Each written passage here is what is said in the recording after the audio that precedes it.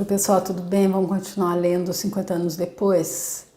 Livro então psicografado por Chico Xavier, ditado por Emmanuel, faz parte dos romances de Emmanuel, conta a vida do Emmanuel quando ele era um escravo judeu. E esse livro vem dando sequência ao livro Há 2000 anos, que eu fiz também. Eu deixo aqui também para você, se quiser ver na playlist, onde o Emmanuel era, há 2000 anos, um senador romano, classificado de alma superficial e orgulhosa por Jesus Cristo. E nós vimos que ele teve um sonho onde ele se viu também em uma encarnação anterior como um senador também, o bisavô dele. E nesse sonho ele viu que ele tinha passado por um julgamento e que tinha sido pedido que ele demonstrasse abnegação e humildade, o que não aconteceu. E então agora a gente vê que ele teve que vir dessa vez como um escravo. Então ele que escravizava, ele que era um romano, um patrício romano, que tinha todo o poder de escravizar quem ele quisesse escravizar, desde que fosse dentro das normas de quem poderia ser escravo, desde que não fosse um outro patrício. Agora ele vem como escravo. Então o Emmanuel diz no início do livro, no Carta ao Leitor, para ler e meditar, pois é uma história real. No livro Há 2000 anos, ele diz para a gente que era para servir como roteiro, e é para servir como roteiro. Então, para entendermos como é que a gente faz essa caminhada entre luz e sombras, é por isso que Jesus Cristo permite que isso aconteça, que eles venham com tanta abnegação assim, Emmanuel e Chico Xavier nos trazer essa história. Tá bom? Eu vou continuar aqui então. Nós estamos no segundo capítulo e nós estamos vendo um diálogo então entre o Sinéio Lúcius e a Célia, que é a filha, que é a neta dele. Ela é a filha do Elvídio Lúcius e ela se tornou adepta. As ideias dela agora, ela é adepta do cristianismo. Eles que são politeístas, é evidente. E então o pai dela pediu ao avô dela, que o Sinéio Lúcius, que o Emmanuel já disse que é uma pessoa realmente de grande sabedoria, que é uma alma realmente que já tem uma grande caminhada. E aí ele pediu, o Elvídio pediu que o pai dele então, avô da Célia, tentasse dissuadi-la dessas ideias que ele chama de bruxaria. E aí o avô dela está ouvindo ela com calma, com elegância, digamos, com respeito. Eles estão demonstrando, os dois, que ela, uma menina de 15 anos, e ele, um ancião, um homem já idoso de mais de 70 anos, eles têm a mesma idade, eles não têm a mesma idade fisiológica, mas eles têm a mesma idade espiritual, eles têm a mesma experiência. Por isso a gente vê que é um diálogo de muito respeito entre os dois, apesar de cada um ter o seu ponto de vista, de cada um estar entendendo de uma forma nesse momento. Porém a própria Célia disse, ela não poderia conversar com o pai dela como ela está conversando com o avô, porque ela sente que ele pode entender. Já o pai dela, o coração dele é jovem, como ela disse, ele não tem ainda a habilidade para entender. E é como o próprio Jesus Cristo disse no livro Boa Nova, eu fiz também, eu deixo a playlist aqui se você quiser ver. Ele disse a Nicodemos, quando falava sobre reencarnação, que tem algum momento que a pessoa ainda não está capacitada para entender, que é como se a gente fosse servir a um recém-nascido, uma criança de muito tenra idade, um prato muito condimentado, uma feijoada, por exemplo. O organismo dela não está ainda capacitado, desenvolvido para fazer essa digestão. E é exatamente isso que eu acredito que ele quis dizer também quando disse não jogar pérolas aos porcos. Então é só uma forma de mostrar que realmente é cada um no seu momento de evolução.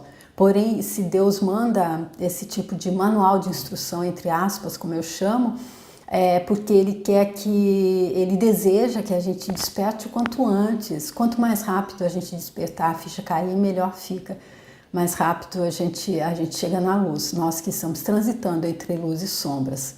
Então, eu peço a Jesus Cristo que possa me abençoar mais uma vez para que eu possa continuar fazendo essa leitura, que seja fluida, que seja de fácil compreensão, que os comentários que eu fizer possam ser também relevantes, se não for que eu não os faça, e que Chico Xavier e Emmanuel também possam abençoar.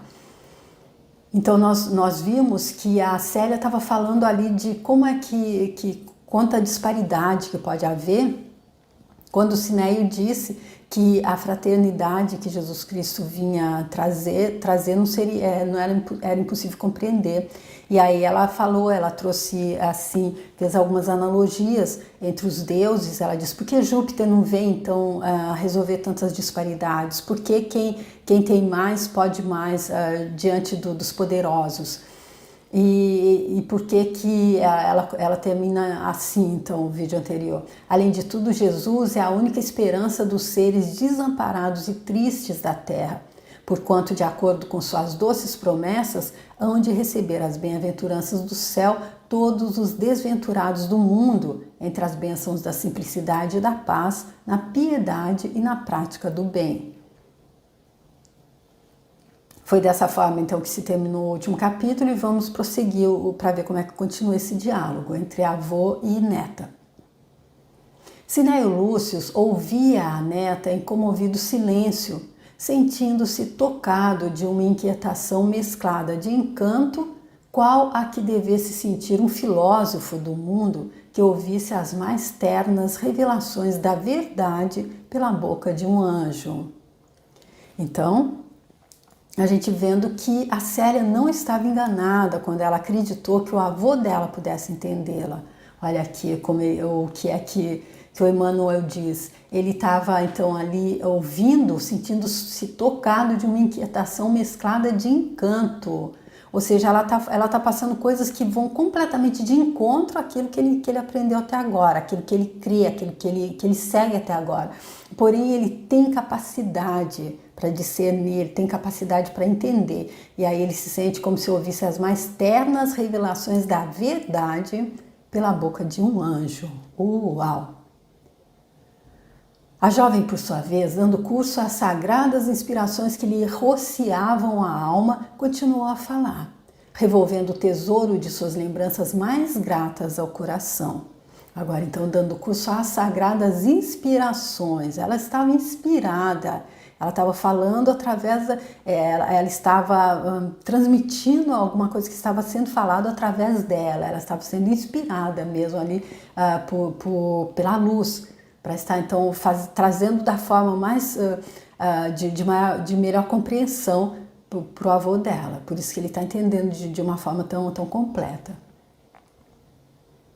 Por muito tempo estivemos em Antipatris, em plena Samaria, junto a Galiléia. Ali a tradição de Jesus ainda está viva em todos os espíritos. Conheci de perto a geração de quantos foram beneficiados pelas mãos misericordiosas dele e fiquei conhecendo a história dos leprosos, limpos ao toque do seu amor.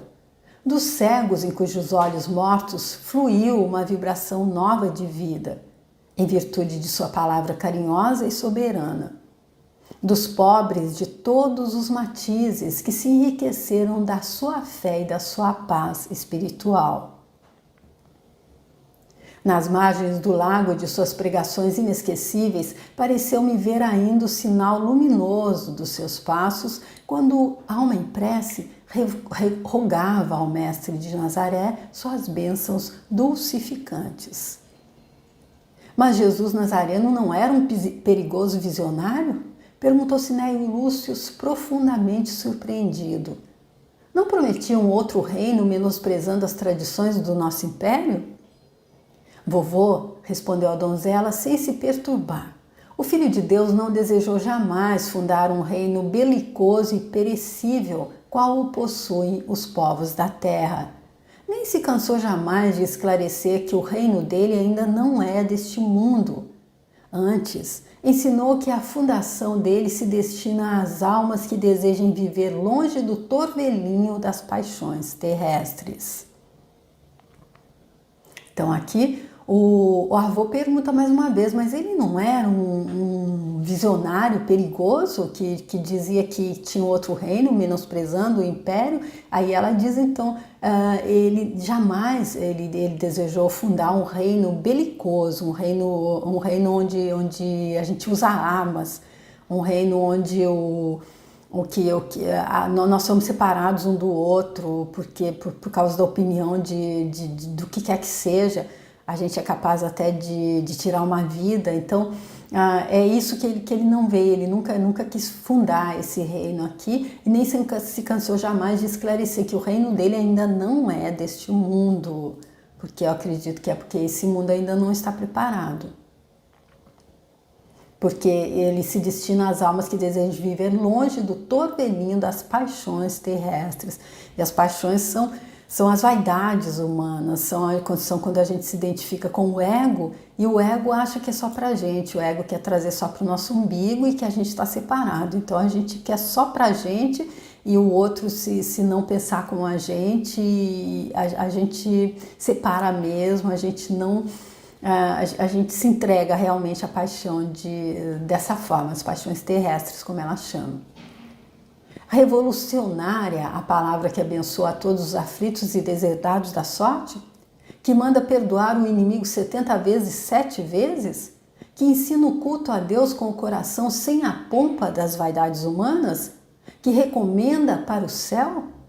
Então aqui ela mostrando para ele como que ele pode ser ter uma palavra revolucionária, possa ser um visionário perigoso, se ele ensina o culto a Deus com o coração sem a pompa das vaidades, recomenda que se perdoe 70 vezes, 7 vezes, e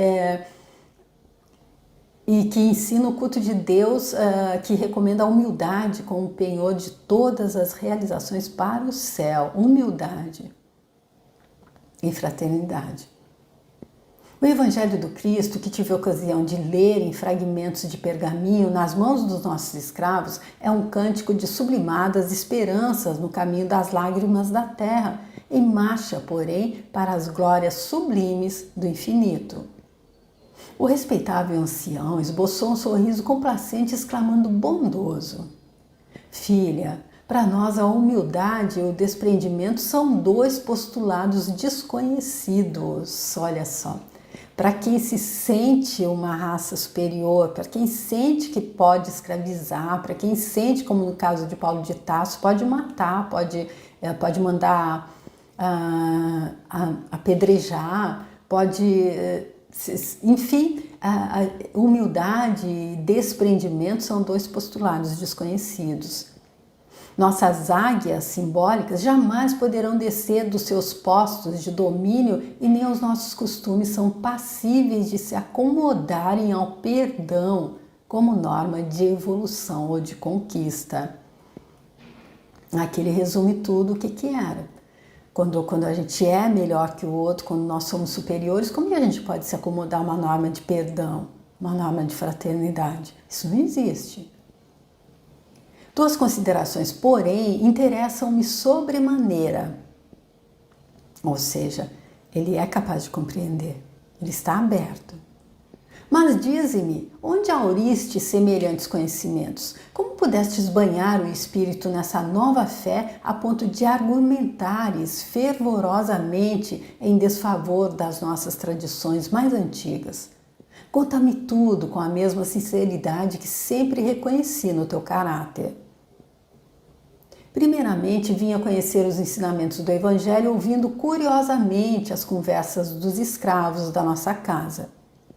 Após haver pronunciado estas palavras reticenciosas, Célia pareceu meditar gravemente como se experimentasse uma dificuldade indefinível para atender aos bons desejos do querido avô naquelas circunstâncias. Em seguida, como se travasse consigo mesma um diálogo silencioso entre a razão e o sentimento, ruborizou-se, como receosa de expor toda a verdade. Cinéio Lúcio, todavia, identificou-lhe imediatamente a atitude mental, exclamando: Fala, filha, teu velho avô saberá entender teu coração. Direi, respondeu ela, ruborizada, dirigindo-lhe os olhos súplices na sua timidez de menina e moça. Vovô, será pecado amar? Como que não? Certo que não, respondeu o velhinho, adivinhando um mundo de revelações no inopinado da pergunta. E quando se ama um escravo? O venerável patrício sentiu constritiva emoção ao ouvir a penosa revelação da neta adorada. Respondeu, contudo, sem hesitar.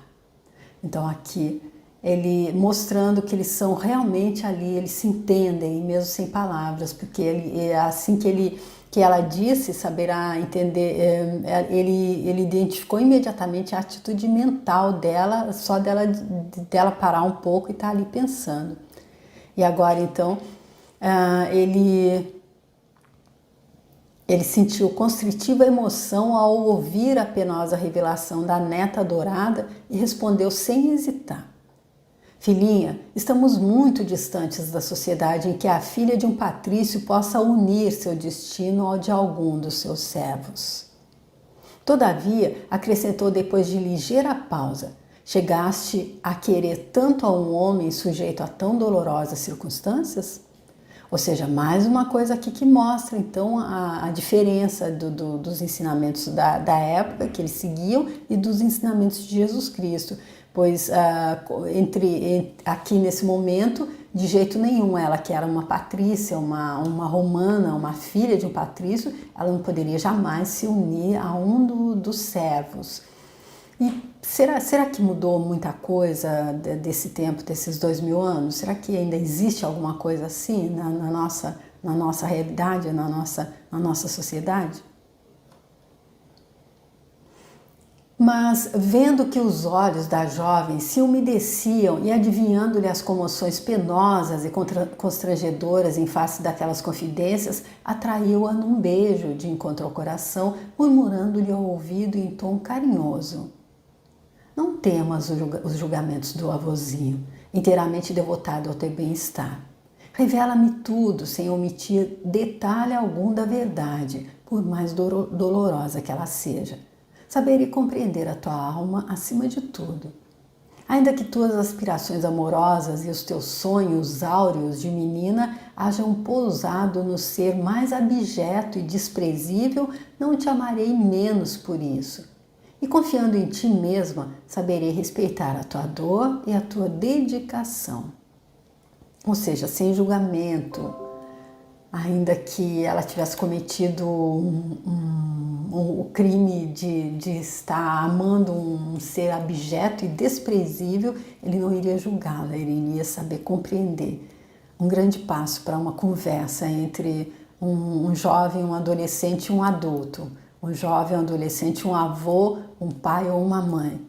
Não é? Quanta coisa poderia ser evitada se os diálogos pudessem ser dessa forma, sem julgamento, com compreensão, com mente e coração abertos, não é? Confortada com aquelas palavras que deixavam transparecer generosidade e sinceridade absolutas, Célia prosseguiu. Faz 2 anos que papai nos levou em uma de suas excursões encantadoras pelo lago extenso na região onde possuíamos nossa casa. Além de mim, mamãe e da Elvídia, ia conosco um jovem escravo adquirido na véspera e o qual, em vista de sua perícia nos remos, auxiliava a tarefa de abrir caminho ao longo das águas. Ciro, chama-se esse escravo de 20 anos, que a vontade do céu deliberou fosse parar em nossa casa. Estávamos todos alegres, observando a linha do horizonte e o recorte das nuvens no claro espelho das águas marulhantes. De vez em quando, Ciro me dirigiu o olhar lúcido e calmo, que me produzia uma emoção cada vez mais intensa e indefinível. Quem poderá explicar esse mistério santo da vida? Dentro desse divino segredo do coração, basta às vezes um gesto, uma palavra, um olhar, para que o espírito se algeme a outro para sempre. Então aqui vem uma palavra que se destaca para que um espírito se algeme ao outro para sempre. Eu acredito, pelo que eu me lembro do livro Renúncia, onde vai continuar mais ou menos, que nesse caso não seria o que Emmanuel explicou como alma gêmea, como espíritos afins, como era o caso da Lívia e do senador Publio Lentulus no livro anterior, ou também da Abigail e do Paulo de Tarso, no livro Paulo e Estevão. Eu deixo Paulo Estevão e o Há 2000 anos aqui destacado para vocês, para quem quiser ver na playlist. Porque aqui essa palavra é como se fosse mais uma coisa de estar trazendo algum peso. Essa palavra para mim traz um pouco de peso. Fez uma pausa na exposição de suas reminiscências e, observando-lhe a emotividade a desbordar dos olhos úmidos, Cineio Lúcius animou-a. Continua, filhinha. Faço questão de ouvir e sentir a tua história toda. Nosso passeio, prosseguiu ela com os olhos da alma mergulhados no painel de suas mais íntimas recordações.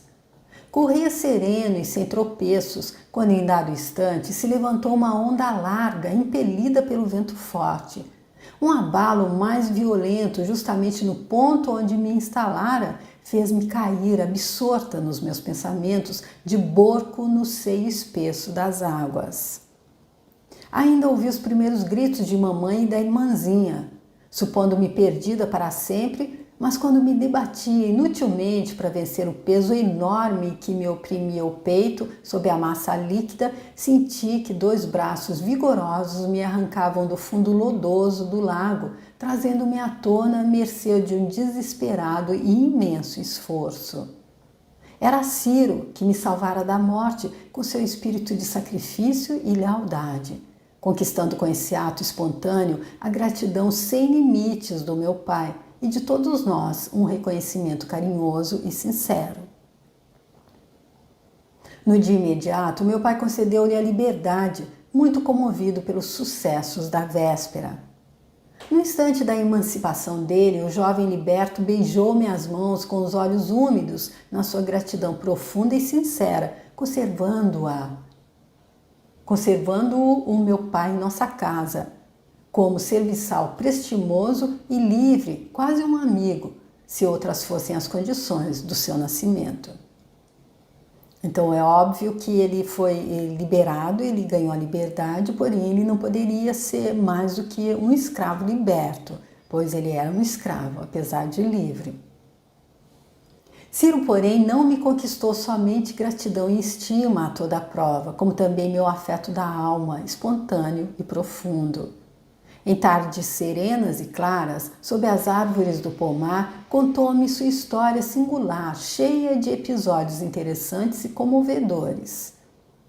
Em tenra idade, vendido a um rico senhor que o conduziu desde logo ao país do Ganges, terra misteriosa e incompreensível para os romanos, ali teve ocasião de conhecer os princípios populares de consoladoras filosofias religiosas.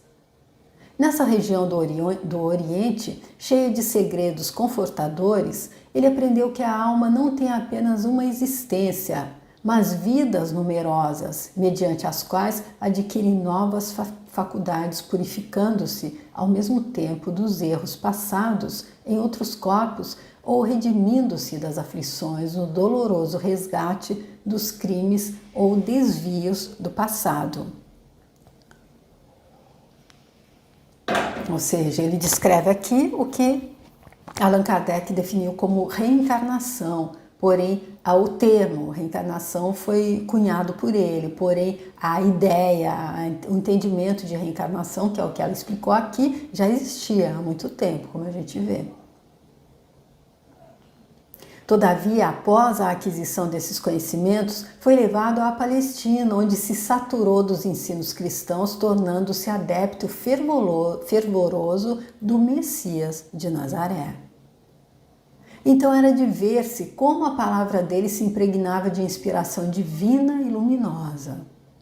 Apaixonado pelas ideias generosas que trouxera do ambiente religioso da Índia, acerca dos formosos princípios de reencarnação, sabia interpretar com simplicidade e clareza de raciocínio, para mim, muitas passagens evangélicas, algo obscuras para o meu entendimento, qual aquela em que Jesus afirma que ninguém poderá atingir o reino do céu sem nascer de novo.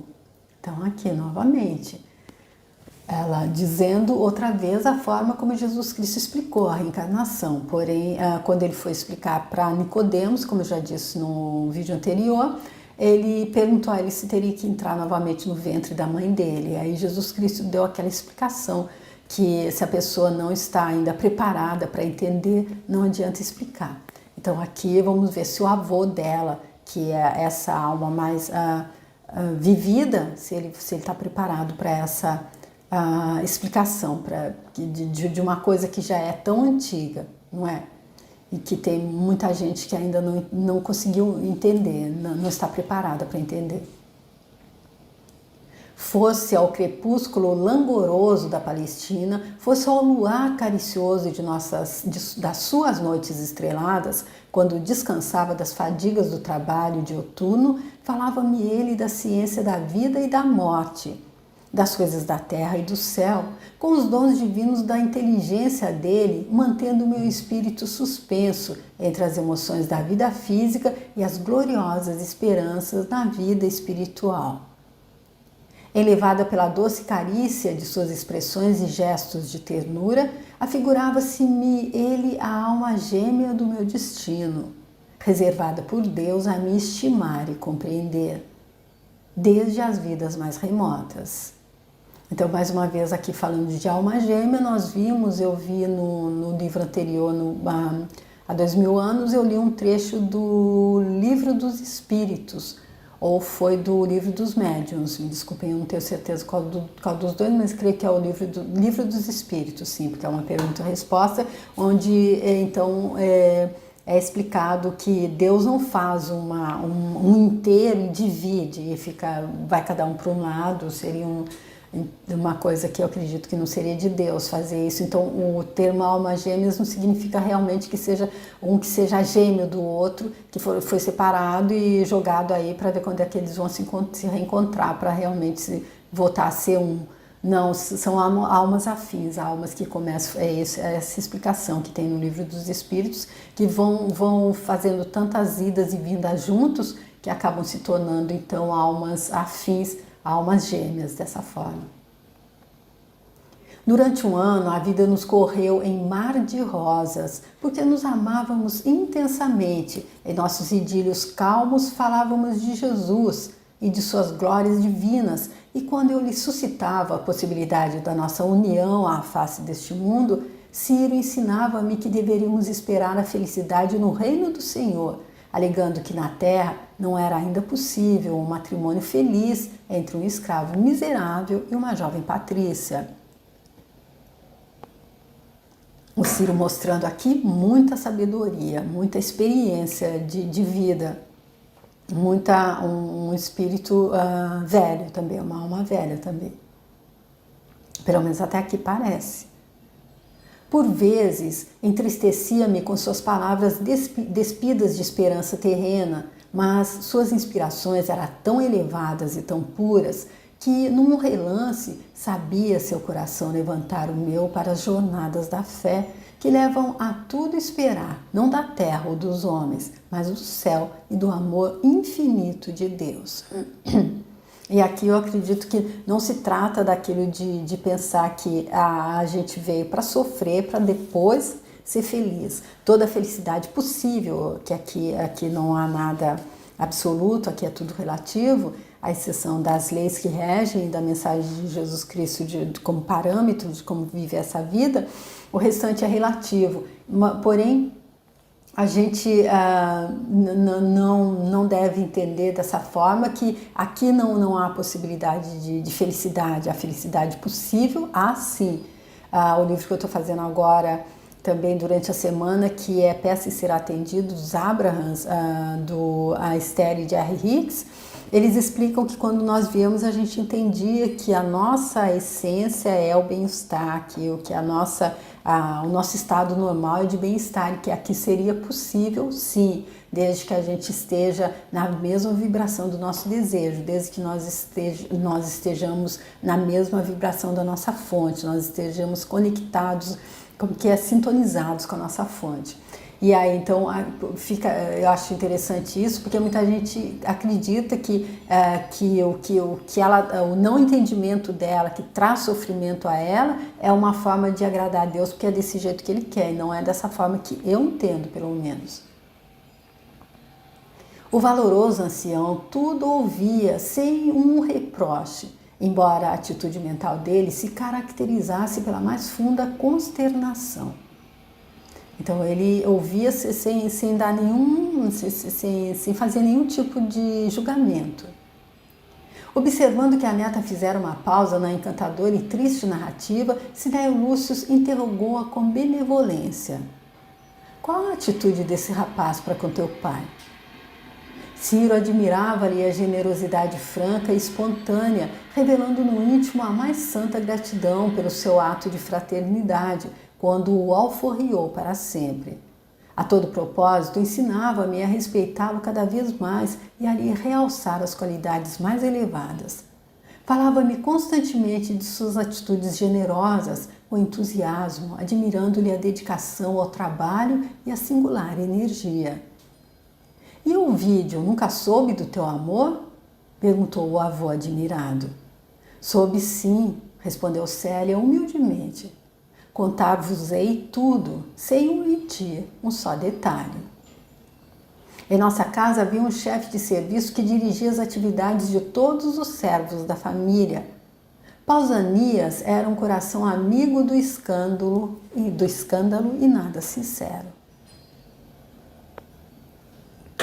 Emmanuel, como um gentleman, ele escreve muito, porque aqui nesse caso, o Pausanias, ele era um fofoqueiro, não é? Ele era se a gente fosse dizer na nossa linguagem, um linguarudo, então.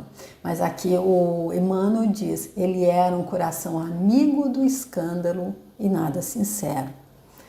Ele era aquele que gostava de ver o circo pegar fogo.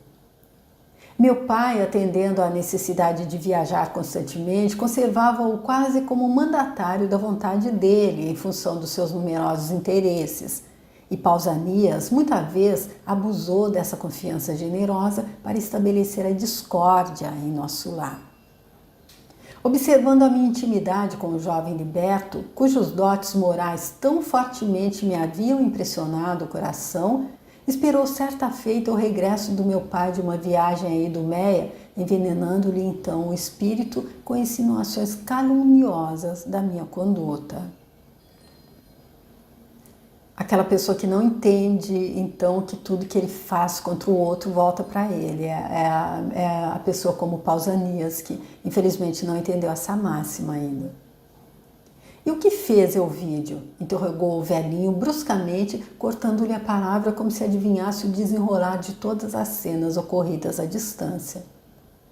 Repreendeu minha mãe asperamente, inculpando-a, e chamou-me à sua presença de maneira que lhe recebesse as admoestações e conselhos necessários, sem jamais permitir que eu lhe expusesse tudo com a sinceridade e franqueza com que o faço agora.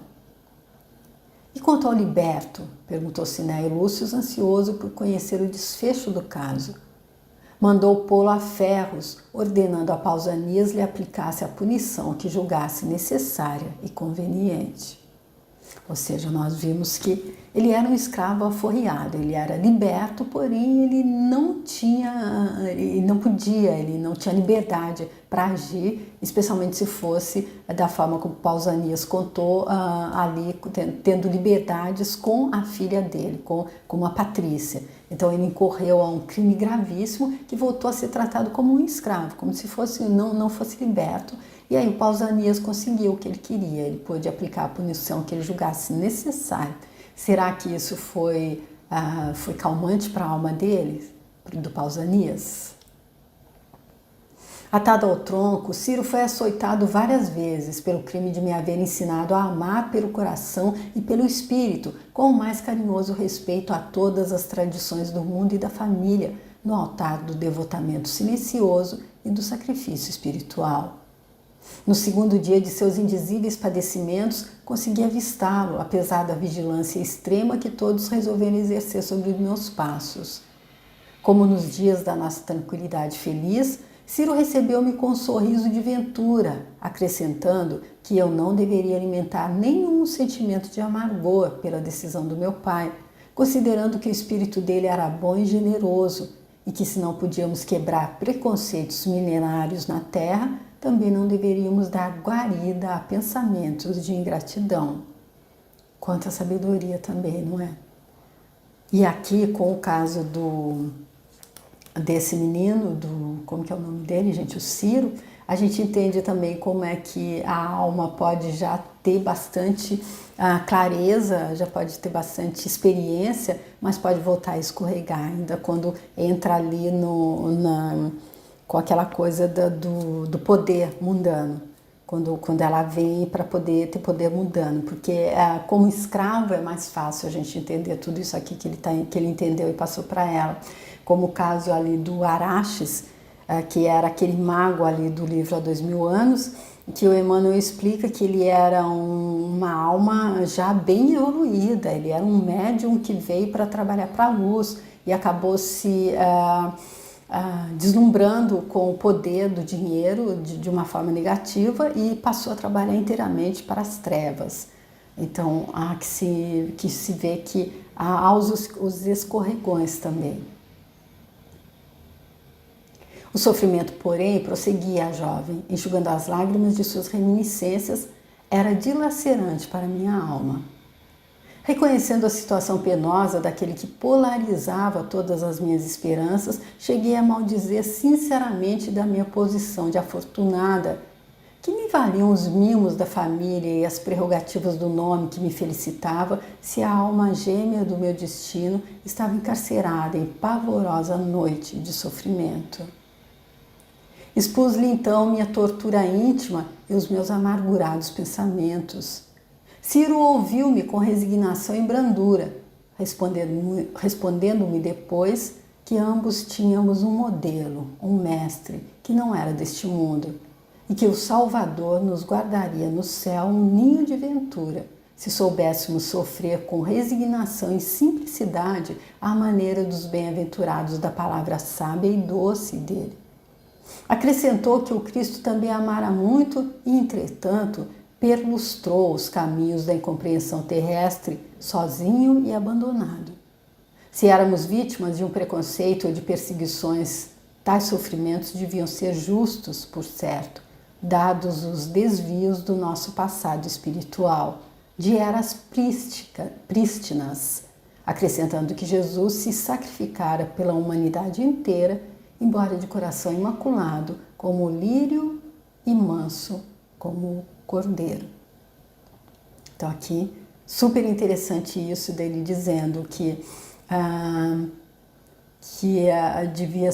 soubesse sofrer com resignação e simplicidade, não porque Deus quer que a gente sofra com resignação e simplicidade, assim, de graça, só porque Ele está querendo ver a gente sofrer, mas porque, se éramos vítimas de um preconceito ou de perseguições, tais sofrimentos deviam ser justos, por certo, dados os desvios do nosso passado espiritual de eras prístinas, acrescentando então, ou seja, tudo que a gente está vivendo agora foi aquilo que a gente escolheu ali atrás.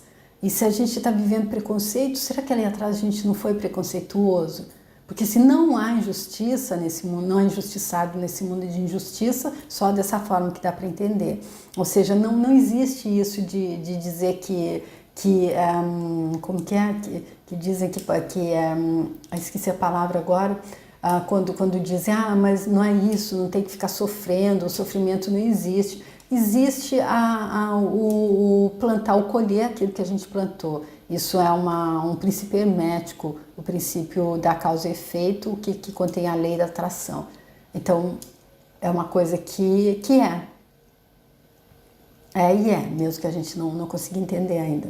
Então, gente, eu vou ficar aqui para não ficar muito longo esse vídeo, para que a gente possa bem entender, então, a mensagem que está sendo trazida até agora, nesse diálogo entre avô e neta, nesse livro, então, em que o Emmanuel traz mais uma passagem dele quando há 2000 anos. Ele que agora está entre nós, novamente reencarnado, de acordo com Chico Xavier, ele se reencarnou no ano de 2000 em São Paulo, porém ele estava antes disso como um mentor de Chico Xavier, então dá para a gente entender o nível de amadurecimento espiritual que ele tem. Ele, por exemplo, que se encarnou no ano 2000, que é bem mais jovem do que muitos de nós e que com certeza é muito mais uma alma bem mais antiga que a gente, porque ele já passou por tudo isso e já chegou, já flertou com luz e com a sombra bastante, agora está na luz.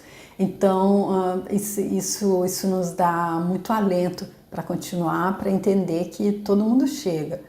Pode demorar quanto tempo for, captar quando captar, mas todo mundo vai chegar de volta, porque foi isso que Jesus Cristo veio nos ensinar, o caminho de volta para a morada de Deus, para a casa do Pai. Então eu fico aqui nessa parte, ainda no segundo capítulo, que é um anjo e um filósofo, e aí então eu fico contente que você esteja me acompanhando. Se você quiser deixar o seu like, se quiser compartilhar o vídeo, se quiser dar uma entrada no canal, se inscrever e ver os outros vídeos que eu tenho lá, tá bom? E conto com você para a gente continuar então descobrindo aqui como é que continua essa história no próximo vídeo. Obrigada, tchau!